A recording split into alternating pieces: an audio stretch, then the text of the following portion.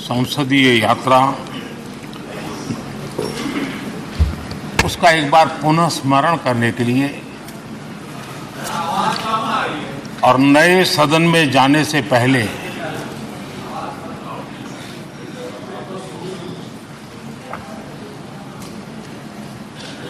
उन प्रेरक पड़ाव को, इतिहास की महत्वपूर्ण घड़ी को स्मरण करते हुए आगे बढ़ने का ये अवसर है। हम सब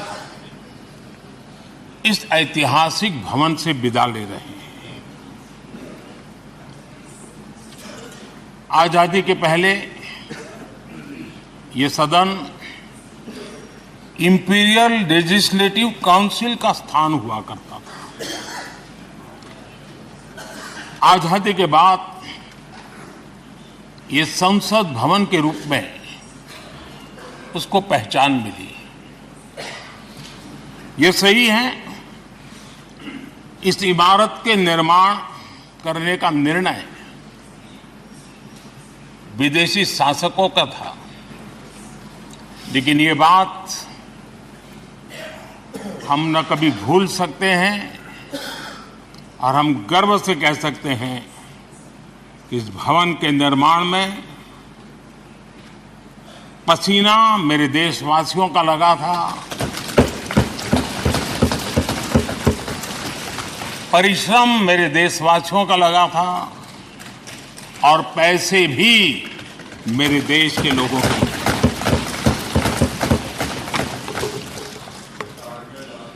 इस 75 वर्ष की हमारी यात्रा ने अनेक लोकतांत्रिक परंपराओं और प्रक्रियाओं का उत्तम से उत्तम सृजन किया है और इस सदन में रहे हुए सबने उसमें सक्रियता से योगदान भी दिया है और साक्षी भाव से उसको देखा भी है। हम भले नए भवन में जाएंगे, लेकिन पुराना भवन भी, ये भवन भी आने वाली पीढ़ियों को हमेशा हमेशा प्रेरणा देता रहेगा।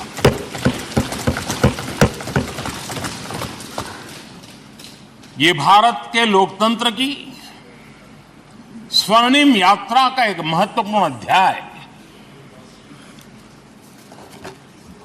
जो सारी दुनिया को भारत की रगों में लोकतंत्र का सामर्थ्य कैसे है, इसका परिचित कराने का काम इस इमारत से होता रहेगा।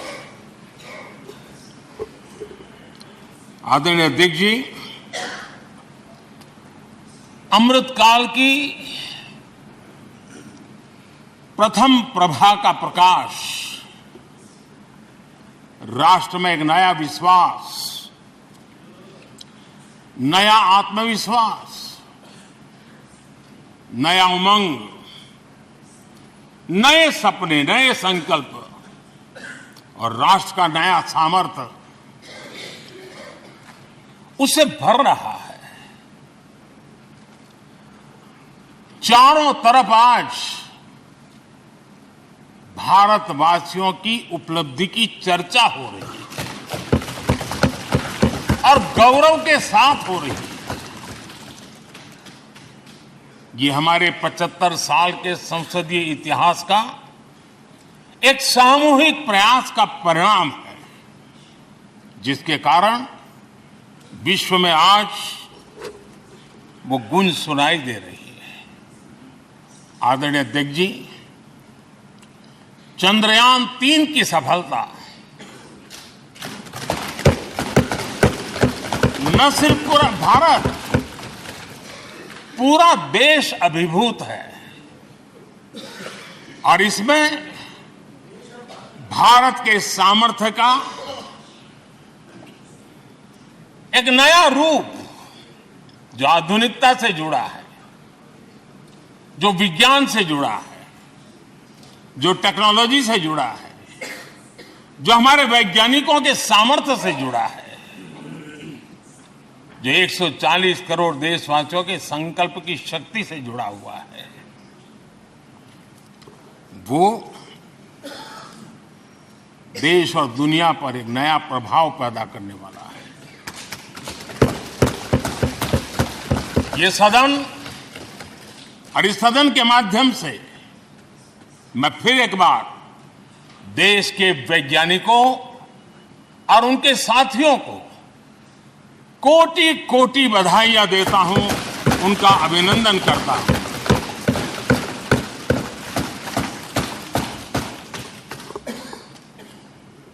आदरणीय अध्यक्ष जी, ये सदन ने भूतकाल में जब नेम की समिट हुई थी, सर्वसम्मति से प्रस्ताव पारित करके देश के इस प्रयास को सराहा था।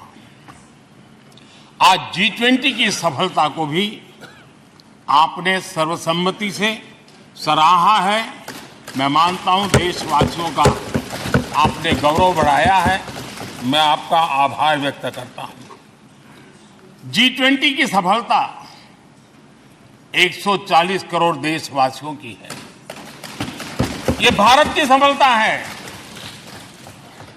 किसी व्यक्ति की सफलता नहीं है, किसी दल की सफलता नहीं है। भारत के फेडरल स्ट्रक्चर ने, भारत की विविधता ने 60 स्थानों पर 200 से अधिक समिट और उसकी मेजबानी हिंदुस्तान के अलग अलग रंग रूप में देश की अलग अलग सरकारों ने बड़े आन बान शान से की, और ये प्रभाव पूरे विश्व भर के मन पर पड़ा हुआ है। ये हम सबके सेलिब्रेट करने वाला विषय है, देश के गौरवगान को बढ़ाने वाला है। और जैसा आपने उल्लेख किया, भारत इस बात के लिए गर्व करेगा, जब भारत अध्यक्ष रहा उस समय अफ्रीकन यूनियन इसका सदस्य बना। मैं उस इमोशनल पल को भूल नहीं सकता जब अफ्रीकन यूनियन की घोषणा हुई और अफ्रीकन यूनियन के प्रेसिडेंट, उन्होंने एक इंटरव्यू में कहा कि मेरे जीवन में ऐसी पल थी, शायद मैं बोलते बोलते रो पड़ूंगा। आप कल्पना कर सकते हैं कि कितनी बड़ी अपेक्षा और आशाएं पूरी करने का काम भारत के भाग्य में आया। आदरणीय अध्यक्ष जी, भारत के प्रति शक करने का एक स्वभाव कई लोगों का बना हुआ है, और जब आजादी मिली तब से चल रहा है। इस बार भी यही था, कोई डिक्लेरेशन नहीं होगा, असंभव है। लेकिन ये भारत की ताकत है कि वह भी हुआ, और विश्व सर्वसम्मति से एक साझा घोषणा पत्र लेकर के आगे का रोड मैप लेकर के यहां से प्रारंभ हुआ है। और अध्यक्ष जी, आपके नेतृत्व में, क्योंकि भारत की अध्यक्षता नवंबर के आखिरी दिन तक है, इसलिए अभी हमारे पास जो समय है उसका उपयोग हम करने वाले हैं। और आपकी अध्यक्षता में दुनिया भर के ये जो G20 के सदस्य हैं, P20 पार्लियामेंट के स्पीकर्स की एक समिट, जैसे आपने घोषणा की, सरकार का आपके इस प्रयासों को पूरा समर्थन रहेगा, पूरा सहयोग रहेगा।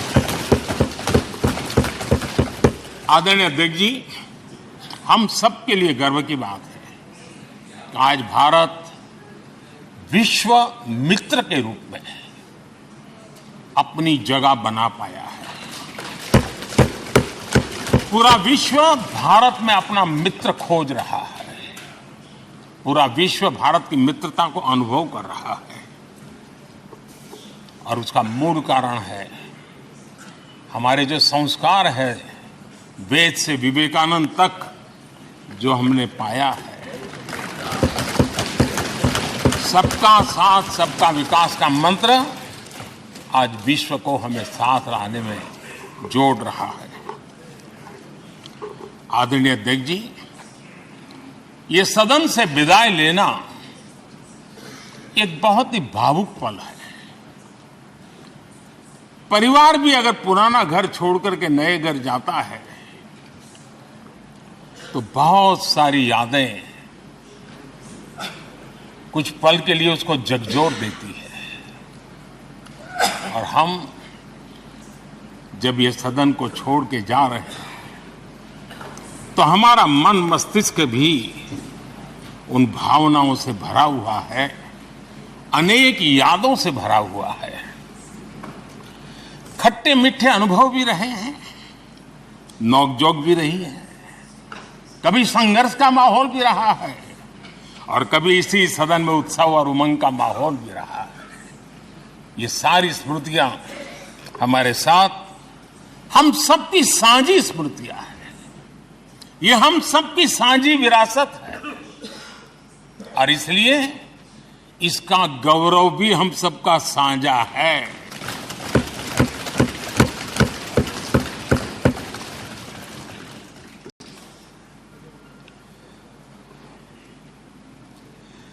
आजाद भारत के नवनिर्माण से जुड़ी हुई अनेक घटनाएं इन 75 वर्ष में यही सदन में आकार लेती हुई हमने देखी है।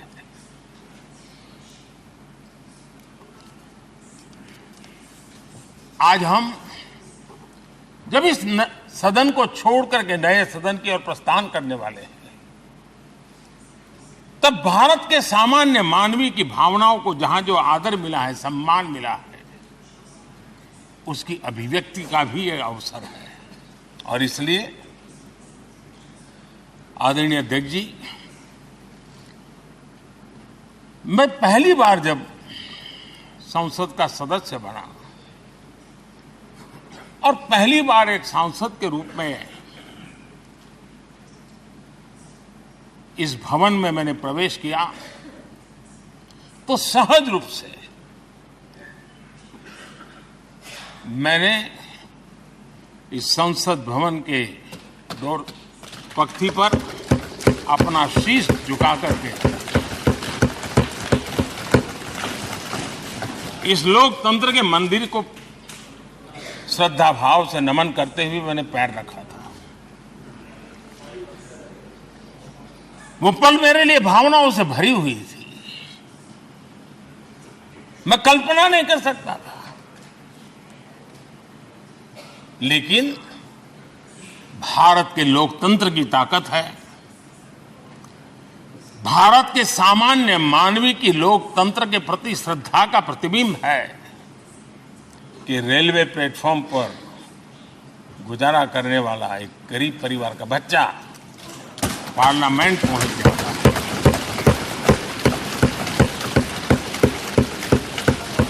मैंने कभी कल्पना तक नहीं की थी कि देश मुझे इतना सम्मान देगा, इतना आशीर्वाद देगा, इतना प्यार देगा। सोचा नहीं था अध्यक्ष जी। आदरणीय अध्यक्ष जी, हम में से बहुत लोग हैं जो संसद भवन के अंदर जो चीजें लिखी गई उसको पढ़ते भी रहते हैं, कभी कभी उसका उल्लेख भी करते हैं। हमारे यहाँ संसद भवन के प्रवेश द्वार पर एक छांदोग्य उपनिषद का एक वाक्य है, लोक द्वारम करके पूरा वाक्य है। उसका मतलब ये होता है कि जनता के लिए दरवाजे खोलिए और देखिए कि कैसे वो अपने अधिकारों को प्राप्त करती है।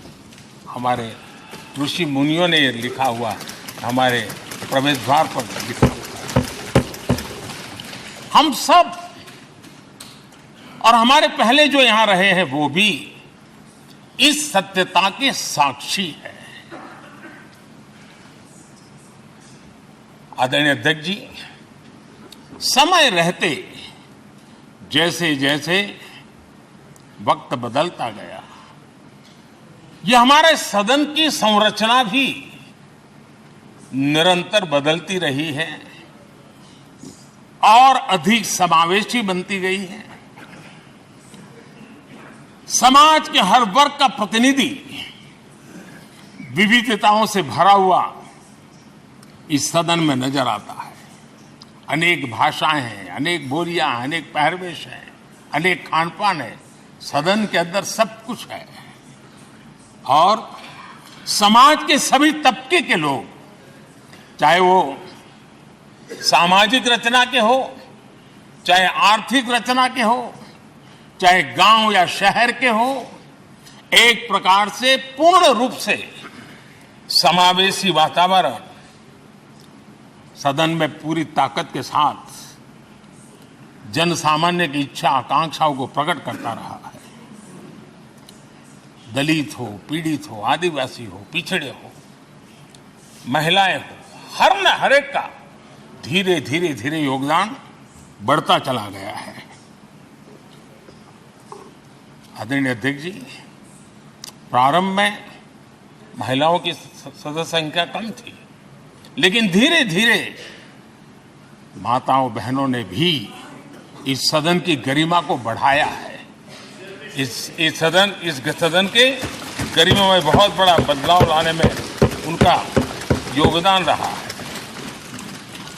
आदरणीय अध्यक्ष जी, प्रारंभ से अब तक एक मोटा हिसाब लगाता था, करीब 7,500 से अधिक जनप्रतिनिधि दोनों सदनों में मिलाकर के योगदान दे चुके हैं। इतने सालों में 7,500 से करीब ज्यादा। इस कालखंड में करीब 600 महिला सांसदों ने भी इस सदन की गरिमा को बढ़ाया है, दोनों सदन में। और आदरणीय अध्यक्ष जी, आप जानते हैं कि इस सदन में आदरणीय इंद्रजीत गुप्ता जी 43 ईयर, अगर मेरी गलती नहीं हो तो 43 ईयर इस सदन में लंबा समय बैठ करके इस सदन के साक्षी बनने का उनको सौभाग्य मिला। और यही सदन है आदरणीय अध्यक्ष जी, जहां शकीकुर रहमान जी 93 की एज में भी सदन में अपना योगदान देते रहे, जबकि उनकी उम्र 93। और आदरणीय अध्यक्ष जी, ये भारत के लोकतंत्र की ताकत है कि 25 साल की उम्र की चंद्रमणि मुर्मू इस सदन की सदस्य बनी थी। सिर्फ 25 साल की उम्र की, सबसे छोटी उम्र की सदस्य बनी थी। आदरणीय अध्यक्ष महोदय, वाद विवाद, कटाक्ष, ये सब कुछ हम सब ने अनुभव किया है, हम सब ने इनिशिएट भी किया है, कोई बाकी नहीं है। लेकिन उसके बावजूद भी शायद जो परिवार भाव हम लोगों के बीच में रहा है, हमारे पहले की पीढ़ियों में भी रहा है, जो लोग प्रचार माध्यमों से हमारे यहाँ का रूप देखते हैं और बाहर निकलते ही हमारा जो अपनापन होता है, परिवार भाव होता है, वो एक अलग ही ऊंचाई पर ले जाता है। और ये भी इस सदन की ताकत है, एक परिवार भाव। और उसके साथ साथ हम कभी कड़वाहट पाल करके नहीं जाते हैं। हम उसी प्यार से सदन छोड़ने के कई वर्षों के बाद भी मिल जाए तो भी उस प्यार को कभी भूलते नहीं है, उस स्नेह भरे याद दिनों को भूलते नहीं है। वो मैं अनुभव कर सकता हूं। आदरणीय अध्यक्ष जी, हमारे पहले भी और वर्तमान भी हमने कई बार देखा है कि अनेक संकटों के बावजूद भी, अनेक असुविधाओं के बावजूद भी सांसद सदन में आए हैं और उन्होंने शारीरिक पीड़ा भी असह्य हो तो भी सदन में एक सांसद के रूप में, जनप्रतिनिधि के रूप में अपना कर्तव्य निभाया है। ऐसी अनेक घटनाएं आज हमारे सामने हैं। गंभीर बीमारियों के बावजूद भी कोई व्हीलचेयर में आना पड़ा, किसी को डॉक्टरों को बाहर खड़े रख करके अंदर आना पड़ता था, लेकिन सभी सांसदों ने कभी न कभी इस प्रकार से अपनी भूमिका निभाई। कोरोना काल हमारे सामने उदाहरण है। हर परिवार में रहता था कहीं बाहर जाए तो मौत को बुलावा न दे दे, उसके बावजूद भी हमारे माननीय सांसद दोनों सदन में कोरोना काल के इस संकट की घड़ी में भी सदन में आए, अपना कर्तव्य निभाया। हमने राष्ट्र का काम रुकने नहीं दिया। आवश्यकता पड़ी, डिस्टेंस रखना भी था और बार बार टेस्टिंग भी करना पड़ता था। सदन में आते थे लेकिन मास्क पहनना पड़ता था। बैठने की रचना भी अलग अलग की, समय भी बदले गए। हर चीज के साथ राष्ट्र का काम रुकना नहीं चाहिए, इस भाव से सभी सदस्यों ने इस सदन को अपने कर्तव्य का महत्वपूर्ण अंग माना, संसद को चलाए रखा। और मैंने देखा है कि इस सदन से इतना लगाव लोगों का रहता है कि पहले कभी हम देखते थे कोई 30 साल पहले सांसद रहा होगा, कोई 35 साल पहले रहा होगा, लेकिन वो सेंट्रल हॉल तो जरूर आएगा। जैसे मंदिर जाने की आदत होती है, वैसे उनको सदन में आने की आदत है। इस जगह का लगाव बन जाता है, एक आत्मीय भाव से जुड़ाव हो जाता है। और ऐसे बहुत से पुराने लोग हैं जो आते जाते में मन करता है जरा चलो एक चक्कर काट ले। आज उनका जनप्रतिनिधि के नाते दायित्व तो नहीं है, लेकिन भूमि के प्रति उनका लगाव हो जाता है। ये सामर्थ्य होता है इस सदन का। आदरणीय अध्यक्ष महोदय,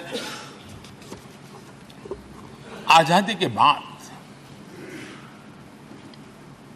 बहुत बड़े बड़े विद्वान लोगों ने बहुत आशंकाएं व्यक्त की थी। पता नहीं देश का क्या होगा, चल पाएगा कि नहीं चल पाएगा, एक रहेगा कि बिखर जाएगा, लोकतंत्र बना रहेगा नहीं, 50। लेकिन इस देश की संसद की ताकत है कि पूरे विश्व को गलत सिद्ध कर दिया और ये राष्ट्र पूरे सामर्थ्य के साथ आगे बढ़ता रहा। और इस विश्वास से कि हम भले आशंकाएं होंगी, घने काले बादल होंगे, लेकिन सफलता प्राप्त करते रहेंगे। और ये हम सब लोगों ने, हमारी पुरानी पीढ़ियों ने मिलकर के इस काम को करके दिखाया है। इसका गौरवगान करने का ये अवसर है। आदरणीय अध्यक्ष जी, इसी भवन में 2 साल 11 महीने तक संविधान सभा की बैठकें हुई और उसने देश के लिए एक मार्गदर्शक जो आज भी हमें चलाता है, हमारे संविधान दिया। और 26 नवंबर 1949 को जो संविधान हमें मिला, वो 26 जनवरी 1950 को लागू हुआ। इन 75 वर्षों में सबसे बड़ा जो अचीवमेंट है वो ये है कि देश के सामान्य मानवी का इस संसद पर विश्वास बढ़ता ही गया है। और लोकतंत्र की सबसे बड़ी ताकत यही है कि इस महान संस्था के प्रति, इस महान इंस्टीट्यूशन के प्रति, इस व्यवस्था के प्रति उनका विश्वास अटूट रहे, विश्वास उनका बना रहे। इन 75 वर्षों में हमारी संसद ने जन भावनाओं की अभिव्यक्ति का भवन भी बना दिया। यहां जन भावनाओं की पुरजोश अभिव्यक्ति और हम देखते हैं राजेंद्र बाबू से लेकर डॉक्टर कलाम, रामनाथ जी कोविंद और अभी द्रौपदी मुर्मू जी, इन सब के संबोधन का लाभ हमारे सदनों को मिला है, उनका मार्गदर्शन मिला है। आदरणीय अध्यक्ष जी, पंडित नेहरू जी, शास्त्री जी, वहां से लेकर के अटल जी, मनमोहन सिंह जी तक एक बहुत बड़ी श्रृंखला जिसने इस सदन का नेतृत्व किया है और सदन के माध्यम से देश को दिशा दी है, देश को नए रंग रूप में ढालने के लिए उन्होंने परिश्रम किया है, पुरुषार्थ किया है। आज उन सबका गौरवगान करने का भी अवसर है। आदरणीय अध्यक्ष जी, सरदार वल्लभ भाई पटेल, लोहिया जी, चंद्रशेखर जी, आडवाणी जी, न जाने अनगिनत नाम जिन्होंने हमारे इस सदन को समृद्ध करने में, चर्चाओं को समृद्ध करने के लिए, देश के सामान्य से सामान्य व्यक्ति की आवाज को ताकत देने का काम इस सदन में किया है। विश्व के भी अनेक राष्ट्राध्यक्षों ने हमारे इन सदनों को संबोधित करने का भी अवसर आए हैं और उनकी बातों में भी भारत के लोकतंत्र के प्रति आदर का भाव व्यक्त हुआ है। आदरणीय अध्यक्ष जी, उमंग उत्साह के पल के बीच भी कभी सदन की आंख से आंसू भी बहे।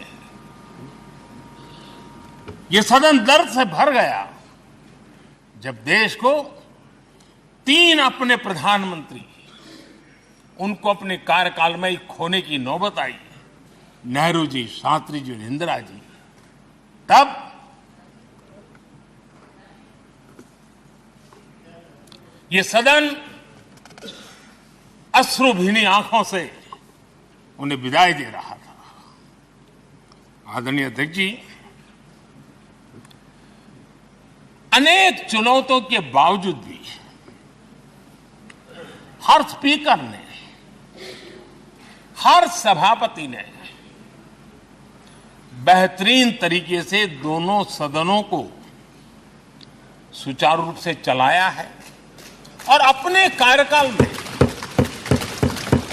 उन्होंने जो निर्णय किए वो निर्णय मावलंकर जी से काल से शुरू हुए हो या सुमित्रा जी के कालखंड के हो या बिरला जी के, आज भी उन निर्णयों को रेफरेंस पॉइंट माना जाता है। ये काम हमारे करीब 17 स्पीकर और उसमें 2 हमारी महिला स्पीकर ने भी, और मावलंकर जी से लेकर के सुमित्रा ताई तक और बिरला जी का मार्गदर्शन आज भी हमें मिल रहा है। हर एक ने अपनी अपनी शैली रही है, लेकिन उन्होंने सबको साथ लेकर के नियमों कानूनों के बंधन में इस सदन को हमेशा ऊर्जावान बनाए रखा है। मैं आज उन सभी स्पीकर महोदय को भी आज वंदन करता हूं, अभिनंदन करता हूं।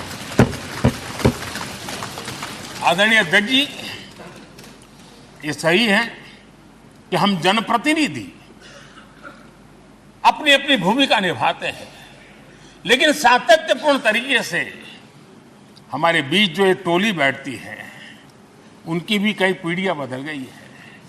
कभी कागज लेके दौड़ के आते हैं, उनका भी योगदान कम नहीं है।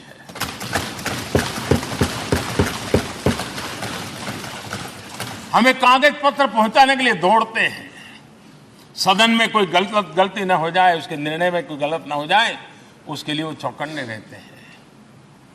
जो काम इनके द्वारा हुआ है उसने भी सदन के क्वालिटी ऑफ गवर्नेंस में तेजी लाने में बहुत बड़ी मदद की है। मैं उन सभी साथियों का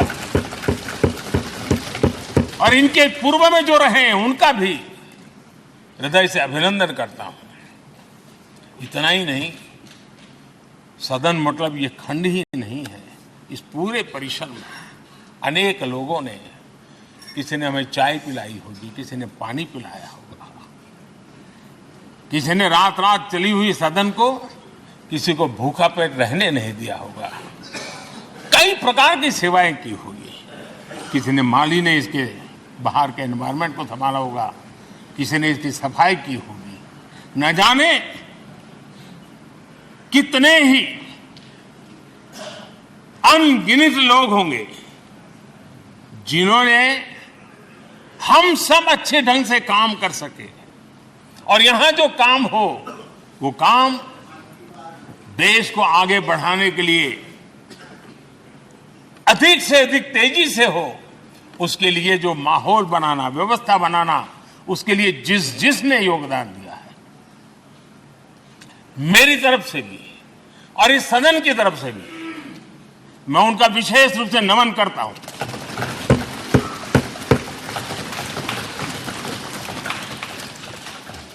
आदरणीय अध्यक्ष जी, लोकतंत्र का ये सदन, आतंकी हमला हुआ, पूरे विश्व में यह आतंकी हमला एक इमारत पर नहीं था, ये मदर ऑफ डेमोक्रेसी एक प्रकार से हमारी जीवात्मा पर यह हमला था। ये देश उस घटना को कभी भूल नहीं सकता है, लेकिन आतंकियों से लड़ते लड़ते सदन को बचाने के लिए और हर सदस्य को बचाने के लिए जिन्होंने अपने सीने पर गोलियां झेली, आज मैं उनको भी नमन करता हूं। हमारे बीच नहीं है, लेकिन उन्होंने बहुत बड़ी रक्षा की है।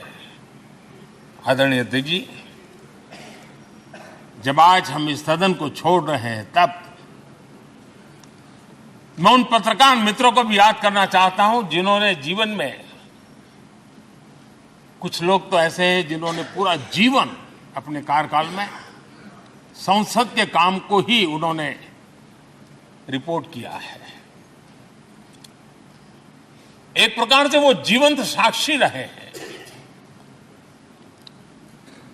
उन्होंने यहां की पल पल की जानकारी देश तक पहुंचाई, और तब तो ये सारा टेक्नोलॉजी अवेलेबल नहीं थी। तब वही लोग थे जो यहां की बात पहुंचाते थे, और उनका सामर्थ्य था वो अंदर की भी पहुंचाते थे और अंदर की भी पहुंचाते थे।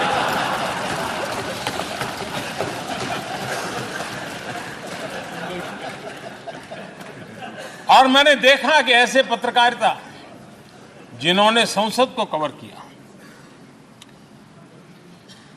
शायद उनके नाम जाने नहीं जाते होंगे, लेकिन इनके काम को कोई भूल नहीं सकता है।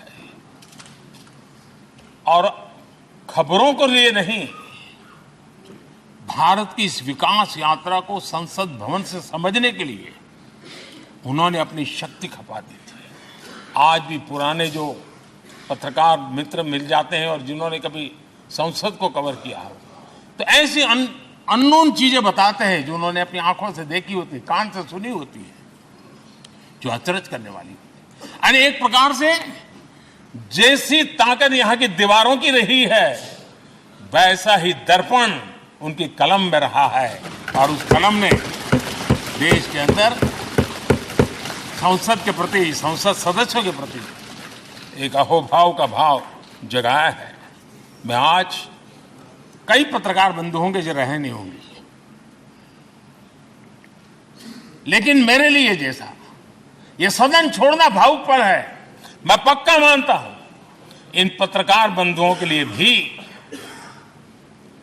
ये सदन छोड़ना उतना ही भावुक पल होगा, क्योंकि इनका लगाव हमसे भी ज्यादा रहे। कुछ तो पत्रकार ऐसे होंगे जो हम लोगों की टर्म से भी सब है, उन्होंने काम किया होगा। आज उनके उस महत्वपूर्ण लोकतंत्र की ताकत बनने के लिए, योगदान देने के लिए भी याद करने का अवसर है। आदरणीय अध्यक्ष जी, जब हम सदन के अंदर आते हैं,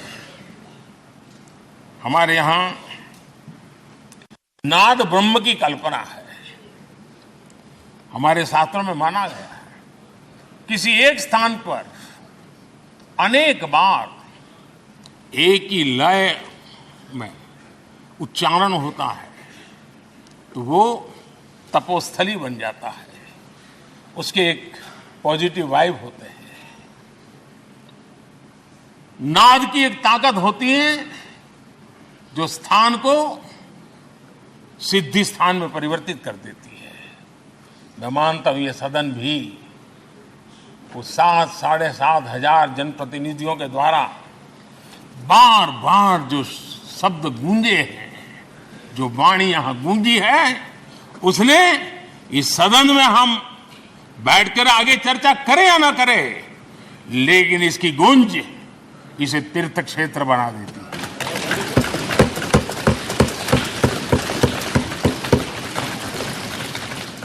एक जागृत जगह बन जाती है और लोकतंत्र की प्रति श्रद्धा रखने वाला व्यक्ति आज से 50 साल के बाद भी जब यहां देखने के लिए भी आएगा तो उसे उस गूंज की अनुभूति होगी कि कभी भारत की आत्मा की आवाज यहां पर गूंजती थी।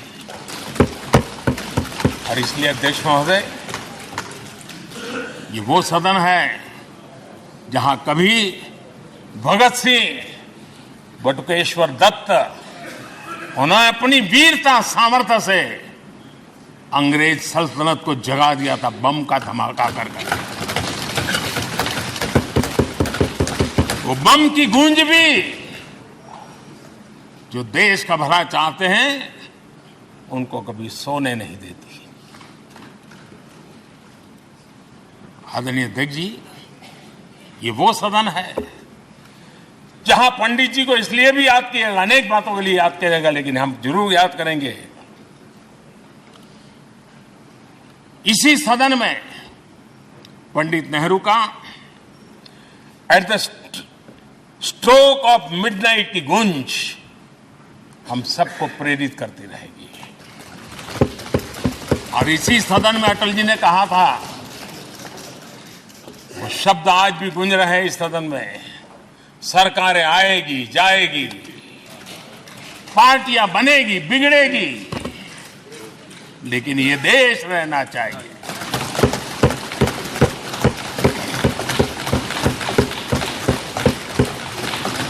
आदरणीय अध्यक्ष जी, पंडित नेहरू की जो प्रारंभिक मंत्रिपरिषद थी, बाबा साहब आम्बेडकर जी एक मंत्री के रूप में दुनिया की बेस्ट प्रैक्टिसेस भारत में लाने पर बहुत जोर दिया करते थे। फैक्ट्री कानून में अंतर्राष्ट्रीय सुझावों को शामिल करने पर बाबा साहब सर्वाधिक आग्रही रहे थे और उसका परिणाम आज देश को लाभ मिल रहा है। बाबा साहब आम्बेडकर ने देश को नेहरू जी की सरकार में वाटर पॉलिसी दी थी और उस वाटर पॉलिसी बनाने में बाबा साहब आम्बेडकर की बहुत बड़ी भूमिका रही थी। आदरणीय अध्यक्ष जी, हम ये जानते हैं कि भारत में बाबा साहब आम्बेडकर एक बात हमेशा कहते थे कि भारत में सामाजिक न्याय के लिए भारत का औद्योगिकरण होना बहुत जरूरी है, क्योंकि देश के दलित पिछड़ों के पास जमीन ही नहीं है, वो क्या करेगा? औद्योगिकरण होना चाहिए। और बाबा साहब इस बात को मान करके डॉक्टर श्यामा प्रसाद मुखर्जी, जो पंडित नेहरू के मंत्री थे, उन्होंने इस देश में और पहले वाणिज्य मंत्री के रूप में और उद्योग मंत्री के रूप में उन्होंने इंडस्ट्री पॉलिसी इस देश में लाई थी। आज भी कितनी ही इंडस्ट्री पॉलिसी बने, लेकिन उसकी आत्मा वही होती है जो पहली सरकार के थी, और उनका भी बहुत बड़ा अहम योगदान रहा था। आदरणीय अध्यक्ष जी, लाल बहादुर शास्त्री जी ने 65 के युद्ध में हमारे देश के जवानों में का हौसला बुलंद करना, उनके सामर्थ्य के लिए को पूरी तरह राष्ट्र हित में झोंक देने की प्रेरणा इसी सदन में से दी थी लाल बहादुर शास्त्री का। और यहीं पर उन्होंने ग्रीन रिवॉल्यूशन के लिए एक मजबूत नींव लाल बहादुर शास्त्री जी ने रखी थी। आदरणीय अध्यक्ष जी, बांग्लादेश की मुक्ति का आंदोलन और उसका समर्थन भी इसी सदन ने इंदिरा गांधी के नेतृत्व में किया था। इसी सदन ने इमरजेंसी में लोकतंत्र पर होता हुआ हमला भी देखा था और इसी सदन ने भारत के लोगों की ताकत को एहसास कराते हुए मजबूत लोकतंत्र की वापसी भी इसी सदन ने देखी थी। वो राष्ट्रीय संकल्प भी देखा था, ये सामर्थ्य भी देखा था। आदरणीय अध्यक्ष जी, ये सदन इस बात का हमेशा ऋणी रहेगा क्योंकि इसी सदन में हमारे पूर्व प्रधानमंत्री चरण सिंह जी ने ग्रामीण मंत्रालय का गठन किया था, रूरल डेवलपमेंट मिनिस्ट्री। इसी सदन में मतदान की उम्र 21 से 18 करने का निर्णय हुआ था और देश की युवा पीढ़ी को इसका योगदान देने के लिए प्रेरित किया गया, उत्साहित किया गया था। हमारे देश ने गठबंधनों की सरकारें देखी, पीपी सिंह जी हो, चंद्रशेखर जी, और बाद में एक सिलसिला चला। लंबे अरसे से एक दिशा में देश जा रहा था, आर्थिक नीतियों के बोझ तले देश दबा हुआ था, लेकिन नरसिम्हा राव की सरकार थी जिन्होंने हिम्मत के साथ पुरानी आर्थिक नीतियों को छोड़ करके नई राह पकड़ने का फैसला किया था, जिसके आज देश को परिणाम मिल रहे हैं। अटल बिहारी वाजपेयी जी का सरकार भी हमने इसी सदन में देखी। सर्व शिक्षा अभियान देश में आज वो महत्वपूर्ण बन गया है। आदिवासी कार्यालय मंत्रालय अटल जी ने बनाया, नॉर्थ ईस्ट का मंत्रालय अटल जी ने बनाया। न्यूक्लियर ट्रेस भारत के सामर्थ्य का परिचायक बन गया। और इसी सदन में मनमोहन जी की सरकार कैश फॉर वोट को भी, उस कांड को भी सदन ने देखा है। आदरणीय अध्यक्ष जी, सबका साथ सबका विकास का मंत्र, अनेक ऐतिहासिक निर्णय, दशकों से लंबित विषय, उनका स्थायी समाधान भी इसी सदन में हुआ। आर्टिकल 370, ये सदन हमेशा हमेशा गर्व के साथ कहेगा कि सदन के कारण one nation one tax, one nation one tax, GST का निर्णय भी इसी सदन ने किया। One rank one pension, OROP, ये भी इसी सदन ने देखा। गरीबों के लिए 10% आरक्षण कोई विवाद के बिना पहली बार देश में करने में सफल लगा। आदरणीय अध्यक्ष जी, भारत के लोकतंत्र में तमाम उतार चढ़ाव हमने देखे और ये सदन लोकतंत्र की ताकत है, लोकतंत्र की ताकत की साक्षी है, जन विश्वास का एक केंद्र बिंदु रहा है। इस सदन की विशेषता देखिए और दुनिया के लोगों का आज भी ऐतराज होता है। यह सदन है जिसमें कभी 4 सांसद वाली पार्टी सत्ता में होती थी और 100 सदस्य वाली पार्टी विपक्ष में बैठती थी। ये भी सामर्थ्य इस सदन के लोकतंत्र की ताकत का परिचय कराता है। और यही सदन है जिसमें एक वोट से अटल जी की सरकार गई थी और लोकतंत्र की गरिमा को बढ़ाया था। ये भी इसी सदन में हुआ।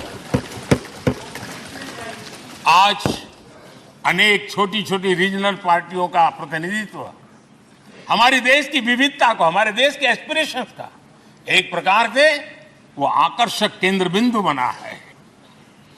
आदरणीय अध्यक्ष जी, इस देश में 2 प्रधानमंत्री ऐसे रहे, मोरारजी भाई, वीपी सिंह।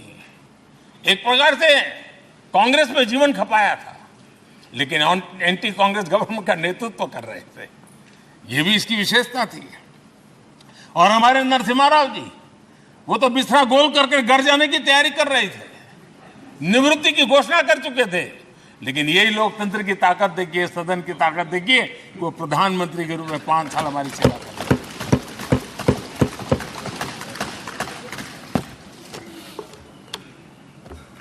आदरणीय अध्यक्ष जी,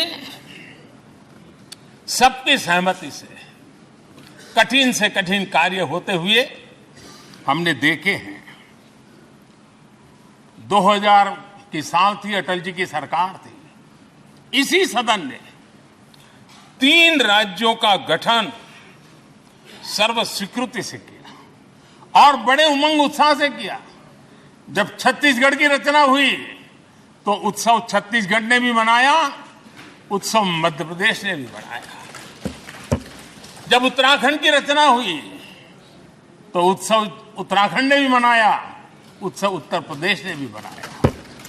जब झारखंड की रचना हुई तो उत्सव झारखंड ने भी मनाया, उत्सव बिहार ने भी बताया।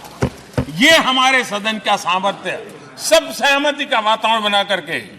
लेकिन कुछ कड़वी यादें वो भी हैं कि तेलंगाना के हक को दबोचने के लिए भारी प्रयास हुए, खून की नदियां भी बही और बनने के बाद न तेलंगाना उत्सव मना पाया, न आंध्र उत्सव मना पाया।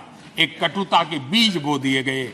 अच्छा होता उसी उमंग और उत्साह के साथ हम तेलंगाना का निर्माण करते तो एक नई ऊंचाई पर आज तेलंगाना पहुंच चुका होता। आदरणीय अध्यक्ष जी, संविधान सभा ने, आदरणीय अध्यक्ष जी, इस सदन की परंपरा रही है। संविधान सभा ने उस समय अपना दैनिक भत्ता 45 रुपये से कम करके 40 कर दिया था।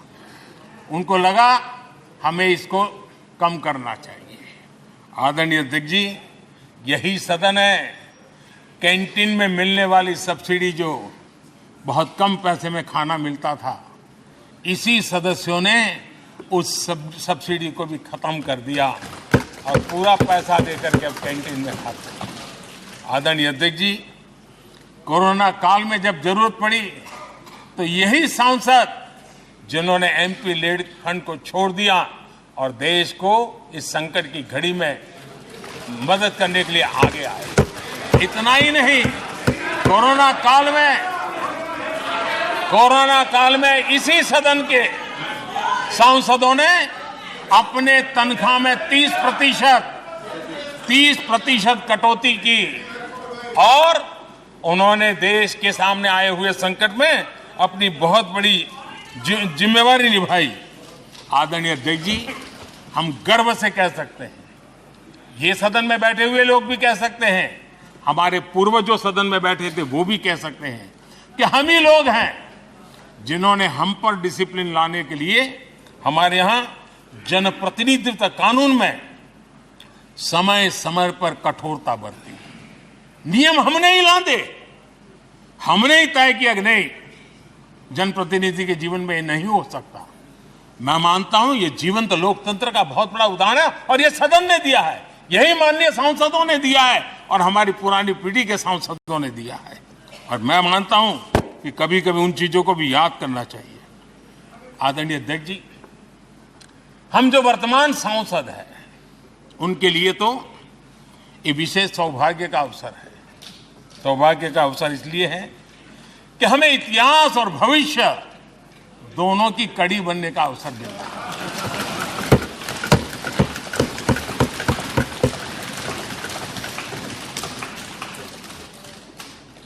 कल और आज से जुड़ने का हमें अवसर मिल रहा है और आने वाली कल निर्माण करने का एक नया विश्वास, नया उमंग, नए उत्साह के साथ हम यहां से विदाई लेने वाले हैं। आदरणीय अध्यक्ष महोदय, आज का दिवस सिर्फ और सिर्फ इस सदन के सभी 7,500 जनप्रतिनिधि रह चुके हैं उनके गौरवगान का पल है। इन दीवारों से हमने जो प्रेरणा पाई है, जो नया विश्वास पाया है, उसको लेकर जाने का है। बहुत सी बातें ऐसी थी जो सदन में हर किसी की ताली की हकदार थी, लेकिन शायद राजनीति उसमें भी आड़े आ रही है। नेहरू जी के योगदान का गौरवगान अगर इस सदन में होता है, कौन सदस्य होगा जिसको ताली बजाने का मन न कर जाए। लेकिन उसके बावजूद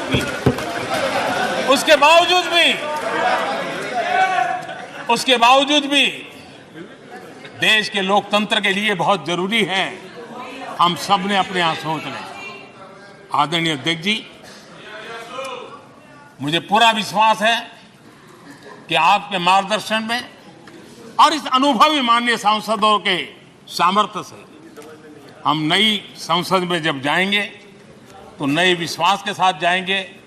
मैं फिर एक बार आज पूरा दिवस आपने इन पुरानी स्मृतियों को ताजा करने के लिए दिया, एक अच्छे वातावरण में सबको याद करने का मौका दिया।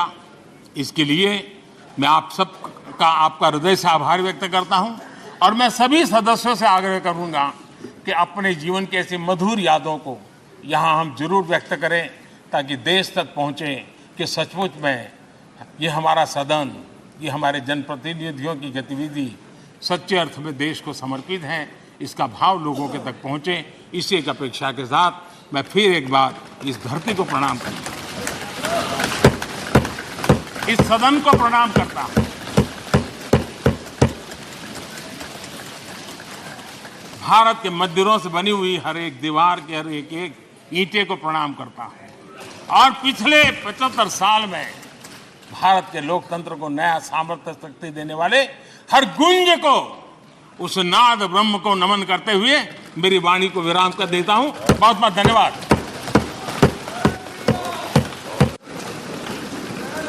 माननीय सदस्यगण,